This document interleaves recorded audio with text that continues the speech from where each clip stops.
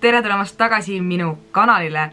Täna olen ma lõpuks taas kord teie ees videoga, mis ka minu südame pisut kiiremini põksuma paneb, ehk siis lähme ja uudistame natukene ajalooradadel. Ma avastasin tänase teema täiesti juhuslikult, tegelikult juba mitu aastat tagasi, aga olen seda kogu aeg kuidagi edasi lükanud. Aga nüüd, kui ma sattusin vaatama uuesti neid pilte, mida ma ka täna teile näitama hakkan, ma teadsin lihtsalt kohe, et ma pean selle video ära tegema, sest need pildid on minu meelest nii paeluvad ja põnevad. Täna lähme külastame vee- ja lõbustusparke, aga mitte lihtsalt tavalisi vee- ja lõbustusparke, mida me ka tänapäeval isegi Eestis näha saame, vaid vanu parke, mis on nüüdseks maha jäetud. Kui muidu on lõbustuspargid alati täis positiivseid emotsioone, laste kilkeid, rõõmsaid peresid, siis tegelikult on üle maailma tohutult suur hulk erinevaid parke, mis on mingitel põhjustel maha jäetud. Pargid on pidanud oma uksed sulgema ja see, millised on nad tänasel päeval, on väga-väga põnev. Täna toongi teieni 6 erinevat vee- ja lõbustusparki. Räägime natukene nende hiilgeajast ja sellest, miks nad oma uksed on pidanud sulgema. Lõbustusparkide algusajaks peetakse juba tegelikult üsna varast keskaega, mil rändlaadad ja näitused populaarsust kogusid. Tänapäevane atraktsioonidega lõbustuspark sai tegelikult alguse alles kuskil 19. sajandi lõpus. See oli umbkaudu 1860-ndate keskel, kui hakati looma aurujõul töötavaid atraktsioone ja karusselle. Esimene päris lõbustuspark avati Coney Islandil ja nimeks sai tal Sea Lion Park. Et enamus atraktsioonid olid tollel ajal puust, olid tulekahjud parkides väga sagedased külalised ja seetõttu ka põhisüüdlased parkide sulgemisel. Veeparkide hiilgeaeg sai tegelikult alguse alles 1940-ndate lõpupoole, kui teine maailmasõda oli läbi saanud, maailm oli natukene maha rahunenud ja inimestel tekkis taaskord janu meelelahutuse järgi. Esimene päris veepark ehitati Orlandosse alles 1977. aastal. Et Florida oli juba varasemalt tuntud lõbustusparkide ja nauditava sooja ilma tõttu, oli see ideaalne koht turistide meelitamiseks ka esimesse veeparki. Wet n Wild veepark osutus oma lainebasseini ja suurte liumägedega ääretult populaarseks, meelitades aasta lõikes ligi 1,3 miljonit külastajat. Just seda parki peetaksegi kõikide veeparkide algupäraseks kavandiks ja inspiratsiooniks. Kõige esimese lõbustuspargina võtame ette midagi tõeliselt veidrat. See lõbustuspark asub Jaapanis Mount Fuji jalamil ja võiks ju arvata, et asukoha poolest on ta täiesti ideaalne, sellepärast et Mount Fujil käib igal aastal ligi 25 miljonit külastajat. Sellele vaatamata ei osatud arvestada asjaoluga, et peale kauni mäenõlva on pargi naabruskonnas ka Aokigahara mets, mis on tuntud ka kui Suicide Forest. Ja teisel küljel asub Kamikuishiki küla, mis on kurikuulus ühe äärmiselt ohtliku viimse päeva kultusgrupi tõttu. Sellele vaatamata avati 1997. aastal Gulliver's Kingdom lõbustuspark. Minu tähelepanu tõmbas otse loomulikult esimese asjana see 45 meetri pikkune hiiglastik lamav Gulliver, kes on loomulikult tegelane Jonathan Swifti teosest Gulliveri reisid. 45 meetri pikkuseks teeb ta aga asjaolu, et raamatus reisis ta kääbuste maale, kus ta oligi siis üle elu suurune. Gulliver's Kingdom ei olnud tegelikult üldse tavalise lõbustuspargi sarnane, sest koosnes erinevatest vaatamisväärsustest ja vaid mõnest lõbusõidust. Näiteks Bobikelgu rajast, mis ei ole tegelikult lastega lõbustusparki minnes kindlasti esimene asi, mida proovida tahaks. Park suleti juba 2001. aastal väheste külastajate ja lõppkokkuvõttes siiski väga kehva asukoha tõttu. Edasi liigume Vietnami, kus 2004. aastal avati peale $3 miljoni investeerimist suurejooneline Ho Thi Thieni veepark. Tegelikult ei olnud park veel avamispäeval täielikult valminud, aga avamisega ei olnud võimalik enam kauem oodata. Paraku vaid mõned aastad peale avamist tuli park juba avalikkusele sulgeda, sest külastajate huvi pargi vastu ei olnud lihtsalt piisav. Vaatamata sellele on ta praegusel ajal turistide seas vaata et populaarsemgi kui oma tegutsemisaastatel. Tegemist on pargiga, mida ühelegi kaardile märgitud ei ole ja mille asukoht levib vaid suusõnalise info kaudu. Seljakotirändurid üle kogu maailma käivad nüüdseks unustuse hõlma vajunud ja looduse poolt vallutatud parki uudistamas. Pargi peaatraktsiooniks olev 3-korruseline draakon pakub siiani huvilistele maagilisi vaateid järvele, mis parki alati ümbritsenud on. Et park on vajunud nüüdseks täielikult loodusrüppe, pidi mõni aeg tagasi lausa loomaõiguslusorganisatsioon PETA parki külastama, sest liumägede alustesse veekogudesse olid elama asunud krokodillid. Edasi liigume aga Kansasesse, Joylandi lõbustusparki. Joyland oli avatud lausa 55 aastat ja oli ühel hetkel Kansase kõige suurejoonelisem lõbustuspark oma 25 atraktsiooniga. Pargi asutas Lester Ottaway aastal 1949 ja seda põhjusel, et tal oleks kuskil võimalik tulusalt hoiustada aurujõul töötavat miniatuurset rongi. Rong oli ehitatud aastal 1905 ühe algse lõbustuspargi jaoks.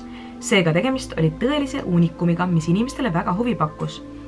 Aastate jooksul lisati pargile suurel hulgal innovaatilisi atraktsioone, mis meelitas külalisi nii lähedalt kui kaugelt. Pargi põhiatraktsioonideks olid hiiglaslik puidust Ameerika raudtee, vaateratas, karussell, robotklouni poolt mängitud suur orel ja palju muid atraktsioone, mida leiab ka tänapäevastest lõbustusparkidest.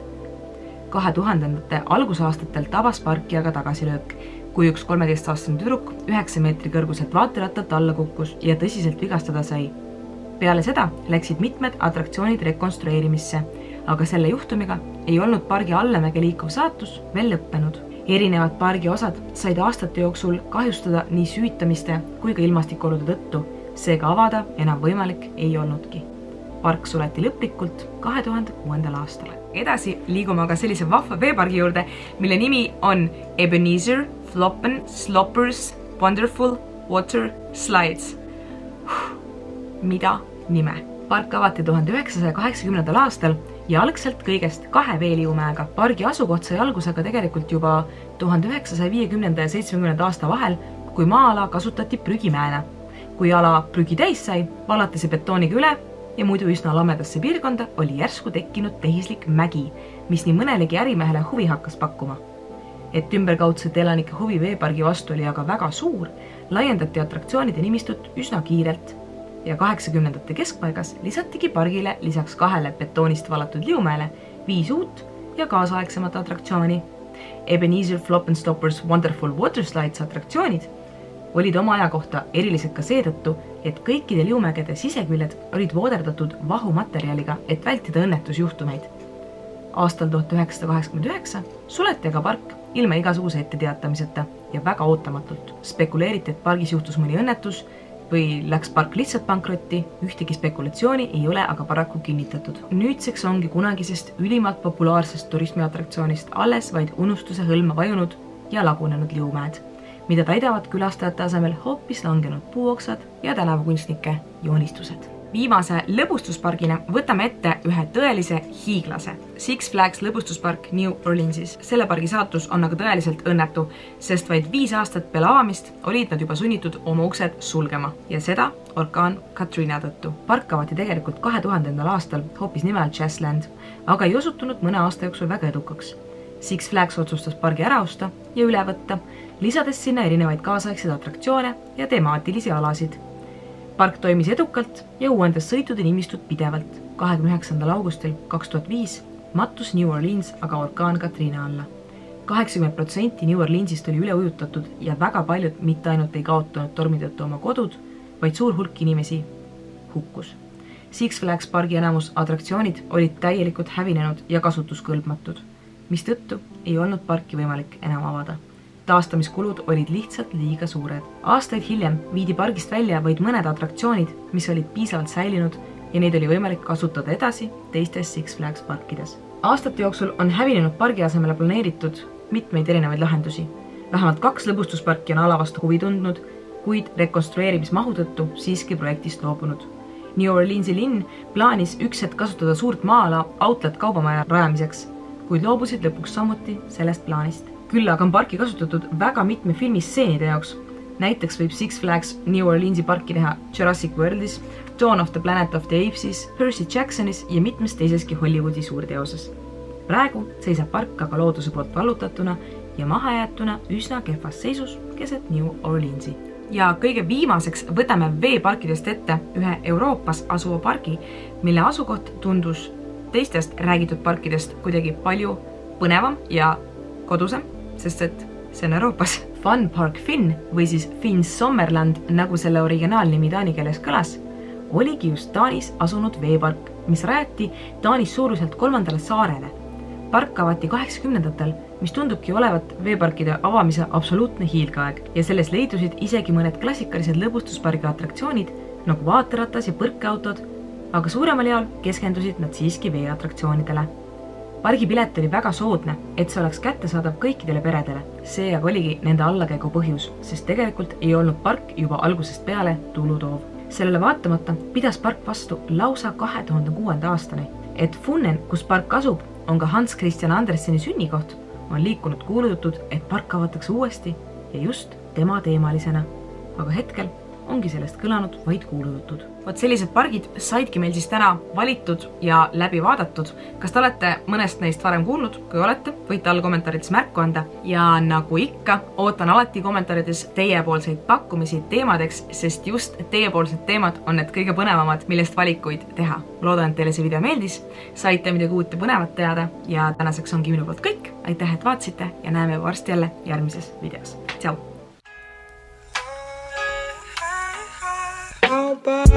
Just know